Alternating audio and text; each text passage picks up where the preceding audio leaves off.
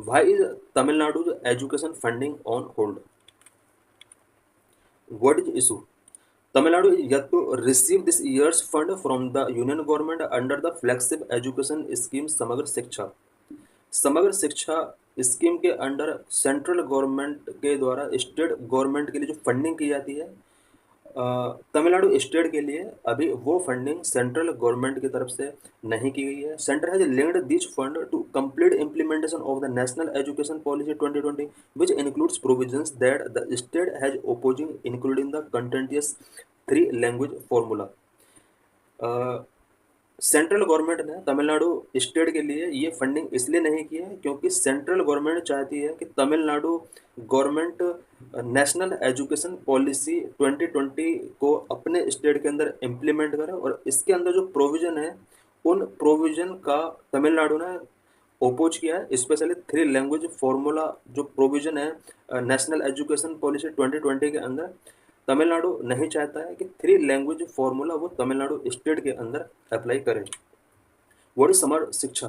Samar Shiksha is an integrated, centrally sponsored scheme for school education from nursery till class 12 with components for teacher training and salaries, special education, digital education, school infrastructure, administrative reforms, vocational and sports education with grants for textbook, uniform and libraries among others. समग्र शिक्षा scheme एक centrally sponsored integrated scheme है, specially nursery से class 12th तक education provide करने के लिए various components इस समग्र शिक्षा अभियान के अंदर आ जाते हैं, जिसमें teachers training and salaries, special education, digital education, school infrastructure, administrative reforms, vocational and sports education, grants for text book, uniforms and libraries among others. ये सारे प्रोविजन समग्र शिक्षा अभियान के अंदर किए गए हैं।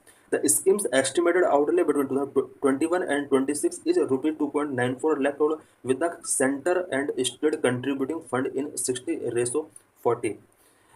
समग्र शिक्षा स्कीम के अंडर 2021 से 26 तक के लिए जो फंडिंग अलॉट किया गया है वो 2.94 लाख करोड़ किया गया है।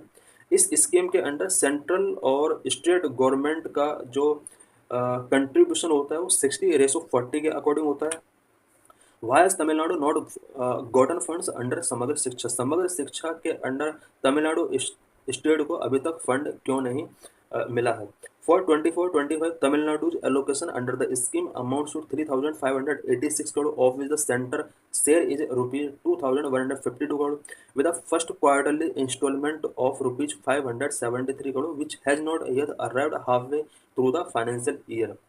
फाइनेंशियल ईयर 2024-25 के लिए तमिलनाडु स्टेट के लिए जो एजुकेशन के लिए अलॉट किया गया है, स्पेशली समग्र शिक्षा के अंडर 3,586 करोड़ का यहाँ पर अलॉटमेंट किया गया है, जिसमें 2,150 करोड़ का जो शेयर होगा वो सेंट्रल गवर्नमेंट की तरफ से होना चाहिए, बट अभी तक ये फंड प्रोवाइड नहीं कराया तमिलनाडु के लिए। Tamil Nadu is not signing off a memorandum of understanding for centrally sponsored education scheme called PM school for rising India. Tamil Nadu state ने central sponsored education scheme PM school के साथ अभी एमओयू साइन नहीं किया है। ये भी एक रीजन हो सकता है कि सेंट्रल गवर्नमेंट समग्र शिक्षा की फंडिंग को तमिलनाडु स्टेट के लिए अभी प्रोवाइड नहीं करा रहा है, बिकॉज सेंट्रल गवर्नमेंट ने यहाँ पर एक न्यू स्कीम पीएम स्कूल एक लॉन्च किया था और जिसके अंडर कुछ स्पेशल प्रोविजंस किए गए हैं, जिनका हम अभी कुछ डिस्कशन करेंगे। This scheme being run from 2020-27 aims to create 14,500 model schools across the country to showcase the implementation of National Education Policy 2020 and has a much smaller project cost of rupees 27,360 crore। PM Shri जो scheme है ये 2022 से 27 के लिए running में चल रही है और इसके अंडर 14,500 मॉडल स्कूल्स क्रिएट करने का टारगेट रखा गया है ओवरऑल कंट्री के अंदर। और इसके लिए बात अगर इस प्रोजेक्ट की फंडिंग की जाए तो इसके लिए ओवरऑल 27,360 करोड़ का फंडिंग है। Tamil Nadu has not signed the complete PM Shri MoU and has not received Samagra Shiksha fund, because Tamil Nadu ने PM Shri MoU complete sign नहीं किया और इस वजह से समग्र शिक्षा फंड इसको नहीं रिसीव हुआ है। Linking the release of Samagra Shiksha Fund to full national education policy compliance infringes upon the state's constitutional autonomy in education. समग्र शिक्षा अभियान की फंडिंग को इसलिए रोक देना है कि तमिलनाडु ने पीएम श्री एमओयू साइन नहीं किया। ये स्टेट की जो कॉन्स्टिट्यूशनल ऑटोनॉमी है एजुकेशन के लिए, उसका कहीं ना कहीं इन्फ्रिंजमेंट होता है। What is Tamil Nadu's problem with the national education policy 2020? Tamil Nadu national education policy 2020 के कुछ प्रोविजंस का ओपोज क्यों करता है? इससे रिलेटेड कुछ पॉइंट्स हम यहाँ पर डिस्कस करेंगे। कौन कौन सा पॉइंट है जिस पर तमिलनाडु नेशनल एजुकेशन पॉलिसी 2020 पर एग्री नहीं है? Tamil Nadu objections relate to specific elements like the three language formula and curriculum changes. जो करिकुलम चेंज किया गया है 2020 नेशनल एजुकेशन पॉलिसी के अंदर एंड थ्री लैंग्वेज फॉर्मूला, इन दोनों का बहुत बड़ा ओपोजर रहा है Tamil Nadu state wants to stick to the 5322 curriculum formula rather than the national education policy which includes the pre-school years. National education policy 2020 में प्री स्कूल ईयर्स भी करिकुलम फॉर्मूला के अंदर ऐड किए गए हैं, बट तमिलनाडु स्टेट अपने स्टेट का 5+3+2+2 curriculum formula follow करना चाहता है। The state education policy also proposes 5 years as the age of entry to school class 1 as against 6 years in national education policy.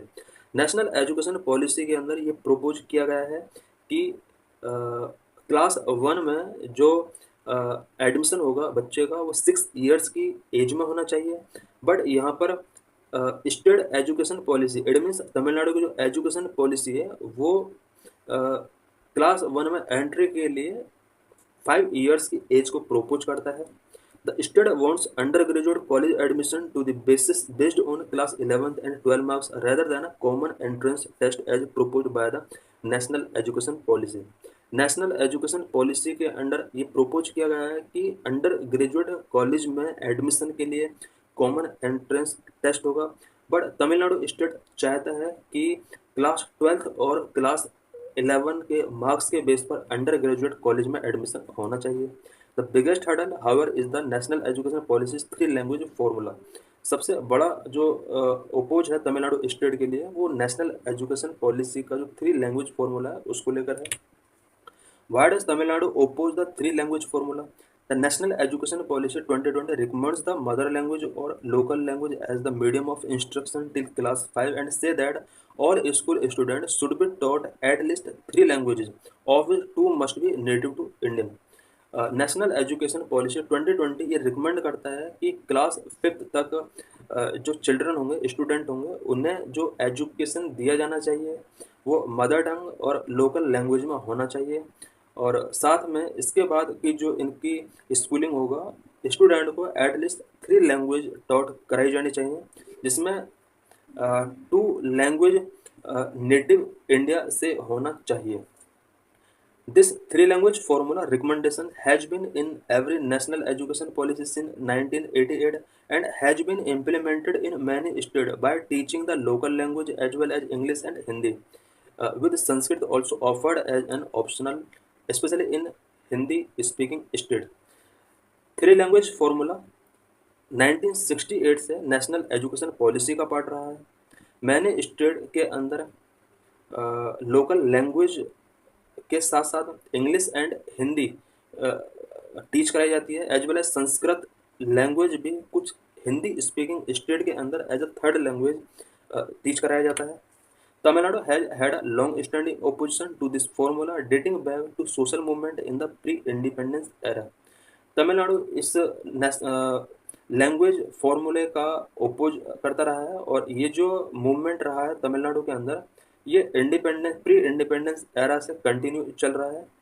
From a wide spread agitation against mandatory Hindi in the 1930s to violent anti Hindu riots in the late 1960s to protest against the national education policy and Navodaya school 1986, there has been a consistent political consensus on the issues.